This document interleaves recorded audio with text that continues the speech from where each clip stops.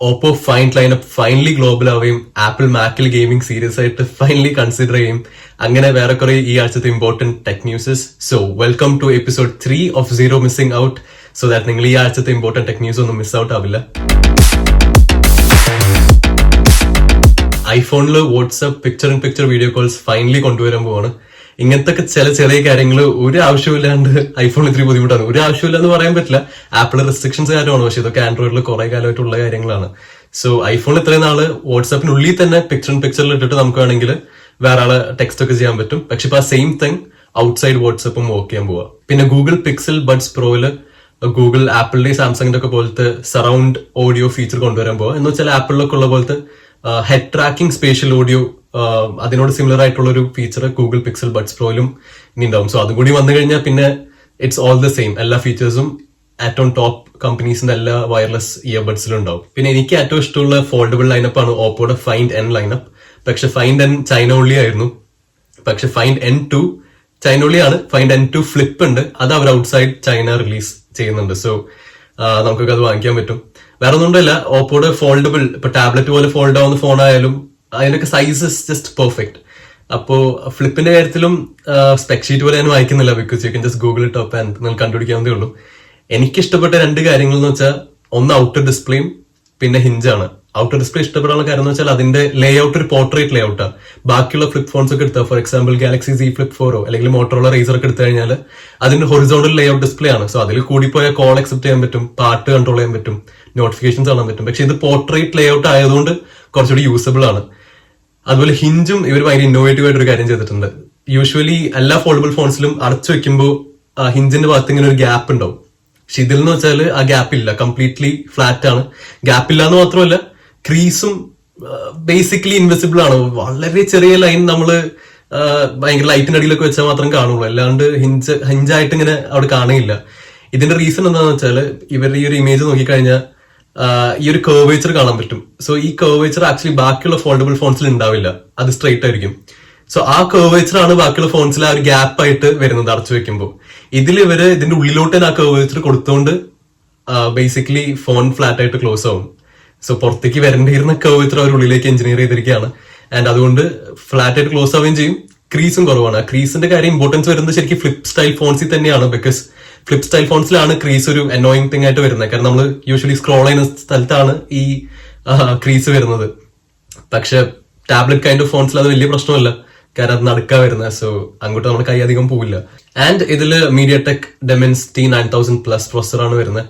And അത് Snapdragon 8 Gen 2 അത്ര നല്ലതല്ല, ബട്ട് അതിനോടൊക്കെ ഒത്തു നിൽക്കാനായിട്ട് നല്ലതാണ്. അതുപോലെ it has Hasselblad cameras and all of the stuff. ഇൻസ്റ്റഗ്രാമിൽ ഇപ്പോ പോസ്റ്റിനും റീൽസിനും ഒക്കെ കമന്റ് ആയിട്ട് ഗിഫ് ആഡ് ചെയ്യാൻ പറ്റും. എന്തിനാന്ന് വെച്ചാൽ എനിക്കറിയില്ല, ബട്ട് ഇപ്പൊ അങ്ങനെ ഒരു ഓപ്ഷനും കൂടിയുണ്ട്. സോ അതിപ്പോ എല്ലാവർക്കും റോൾ ഔട്ട് ചെയ്തിട്ടില്ല, വളരെ സെലക്ടഡ് ഫ്യൂ യൂസേഴ്സിന് മാത്രമേ അവർ റോൾ ഔട്ട് ചെയ്തിട്ടുള്ളൂ. ബട്ട് അഗെയിൻ അത് ഓക്കെ ആണെന്ന് തോന്നുകയാണെങ്കിൽ അവർ എല്ലാവർക്കും റോൾ ഔട്ട് ചെയ്യുന്നതായിരിക്കും. ആൻഡ് സാംസങ്ങിന്റെ സ്മൂത്തസ്റ്റ് One UI റിലീസ് വേണമെങ്കിൽ പറയാം. One UI 5.1 S23 സീരീസ് വെച്ചിട്ടാണ് അവർ റിലീസ് ചെയ്തത്. ആൻഡ് അതിന്റെ അനിമേഷൻസ് ഒക്കെ ഭയങ്കര സ്മൂത്ത് ആണ്. അതുപോലെ വേറെയും കുറച്ച് ഫീച്ചേഴ്സ് ഉണ്ട്. ഫോർ എക്സാമ്പിൾ എക്സ്പെർട്ട് റോ എന്നുള്ളത് ഇപ്പോ ക്യാമറ ആപ്പിൽ തന്നെ ഒരു ഇൻബിൽറ്റ് ഓപ്ഷൻ ആയിട്ട് വന്നിരിക്കുകയാണ്. പിന്നെ ആപ്പിളിന്റെ യൂണിവേഴ്സൽ കൺട്രോളിന്റെ സാംസങ്ങിന്റെ ഒരു വേർഷൻ എന്ന് വേണമെങ്കിൽ പറയാം. സാംസങ്ങിന്റെ ടാബും സാംസങ്ങിന്റെ ഫോണൊക്കെ തമ്മിൽ നമുക്ക് മൗസ് ഒക്കെ യൂണിവേഴ്സലി കൺട്രോൾ ചെയ്യാൻ പറ്റും. ഇതെല്ലാം സെയിം വൈഫൈ നെറ്റ്വർക്കിൽ കണക്റ്റഡ് ആയാൽ മതി. And the best part is ഇതൊക്കെ S21 S22 Galaxy Z Flip 4 Fold 4 വരുന്നുണ്ട്. പിന്നെ ആപ്പിൾ പണ്ടത്തെ പോലെ മാക്ബുക്ക് എയർ 2 സൈസിൽ കൊണ്ടുവരാൻ പ്ലാൻ ചെയ്യുന്നുണ്ട്. So the next MacBook air ഒരു 15 ഇഞ്ച് വലിയ മാക്ബുക്ക് എയർ ആയിരിക്കും. ആൻഡ് അതിൽ വേറെ റൂമർ ഉള്ളതെന്ന് വെച്ചാൽ ഇപ്പൊ മാക് മിനിയിലൊക്കെ അവർ ചെയ്ത പോലെ 2 ചിപ്പ് ഓപ്ഷൻസ് കൊടുക്കുന്നു പറയുന്നുണ്ട്, M2ഉം M2 Proയും. ഇപ്പോഴത്തെ മാക്ബുക്കിൽ M2 മാത്രമേ ചൂസ് ചെയ്യാൻ പറ്റുള്ളൂ. ബട്ട് 15 ഇഞ്ച് മാക്ബുക്കിൽ മാത്രം. 13 ഇഞ്ച് അതുപോലെ തന്നെ നിൽക്കും, M2 ഓൺലി. ബട്ട് 15 ഇഞ്ച് മാക്ബുക്കിൽ 2 ചിപ്പ് ഓപ്ഷൻസ് കൊടുക്കുന്നു പറയുന്നുണ്ട്. അങ്ങനെയാണെങ്കിൽ it will be amazing.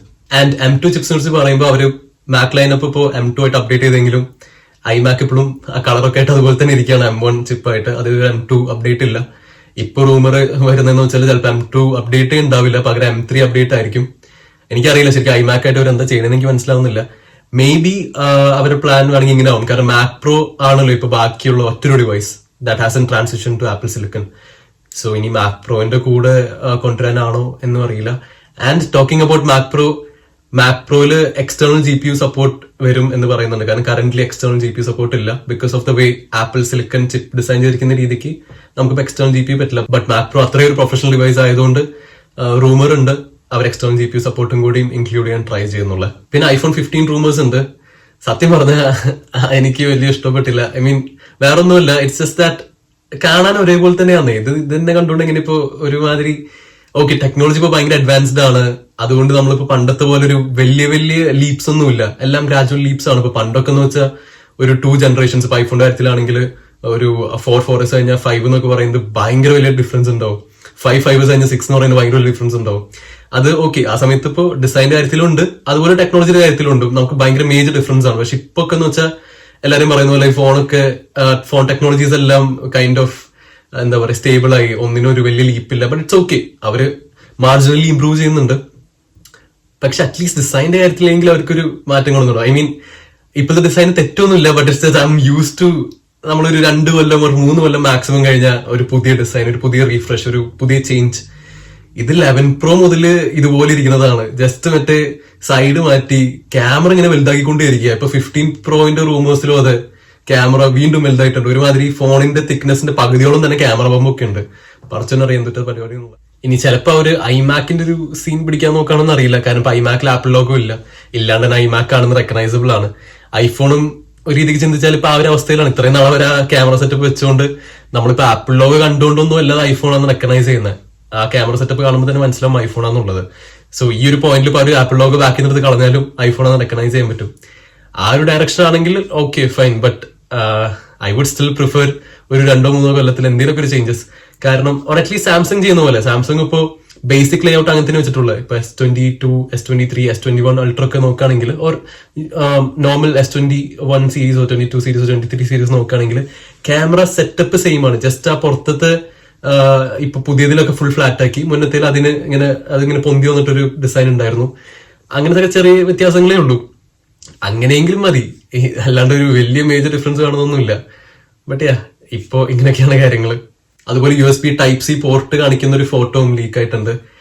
And talking about USB Type-C, apple അവരുടെ സ്ഥിരം പരിപാടി ചെയ്യും, ഒരു തോന്നിയ ദിവസം എന്ന് പറയാം, ചെയ്യും എന്നാണ് ഒരു റൂമർ ഉള്ളത്. ദാറ്റ് ഈസ് ആപ്പിൾക്ക് ശരിക്കും പറഞ്ഞ ലൈറ്റ്നിങ് കണക്ടേഴ്സ് വിറ്റുകൊണ്ട് അവർക്ക് പൈസ കിട്ടുന്നുണ്ട്. കാരണം ഇപ്പൊ നിങ്ങൾ MFI എന്നൊക്കെ കേട്ടിട്ടുണ്ടോ, made for iPhone, iPod, iPad.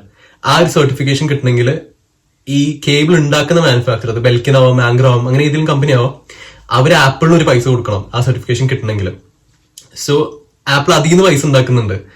ഇപ്പൊ ഈ EU റൂള് വന്ന പിന്നെ ഫുൾ Type-C ആക്കണം എന്ന് പറയുമ്പോൾ അവർക്ക് ആ പൈസ പോകും. ബിക്കോസ് എല്ലാം Type-C ആയി കഴിഞ്ഞാൽ പിന്നെ അത് അവരൊരു പ്രൊപ്രൈറ്ററി കേബിൾ ആവില്ലല്ലോ. പക്ഷെ ആപ്പിൾ ഐഫോണിന്റെ കാര്യത്തിൽ എനിക്കറിയില്ല, കാരണം ഐപാഡിൽ Type-C ഉണ്ട്, മാക്ബുക്സിൽ Type-C ഉണ്ട്, അവർ ഇതുവരെ ഒന്നും ചെയ്തിട്ടില്ല.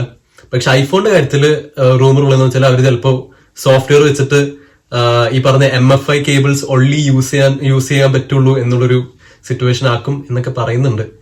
അങ്ങനെ ഒന്നും ആവാണ്ടിരുന്നാൽ മതി.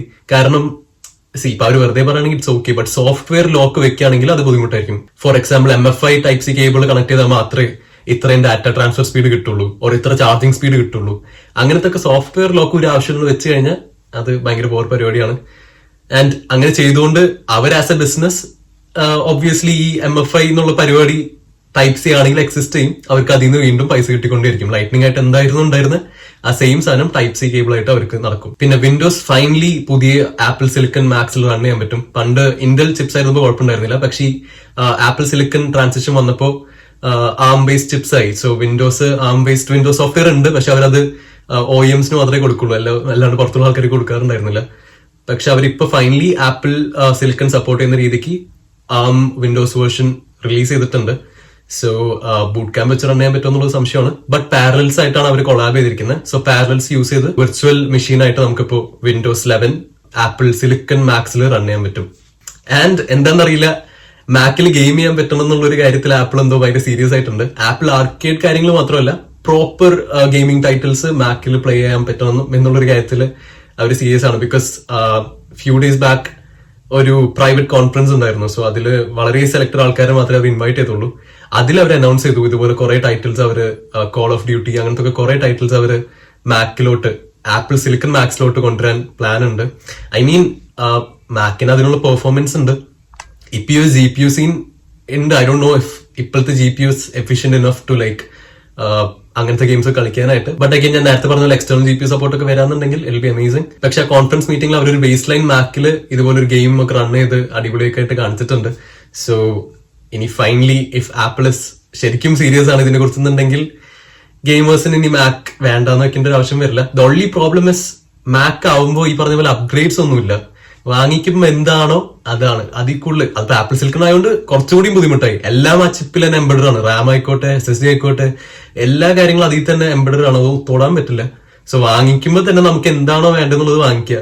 അതല്ലാന്നുണ്ടെങ്കിൽ പിന്നെ ഒന്നും ചെയ്യാൻ പറ്റില്ല അതില്.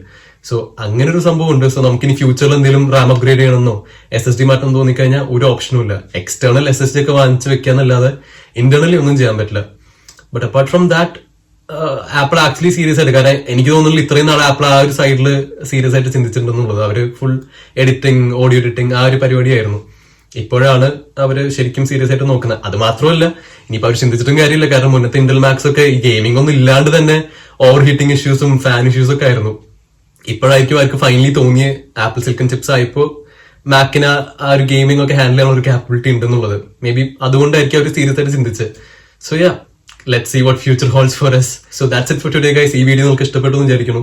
നിങ്ങൾ ഇതുവരെ കണ്ട സ്ഥിതിക്ക് ഈ ആഴ്ചത്തെ ഇമ്പോർട്ടന്റ് ടെക് ന്യൂസ് ഒന്നും നിങ്ങൾ മിസ് ഔട്ട് ആയിട്ടില്ല. Therefore zero missing out. And അടുത്ത ആഴ്ചത്തെ ഇമ്പോർട്ടന്റ് ടെക് ന്യൂസ് ആയിട്ട് see you guys in the next week.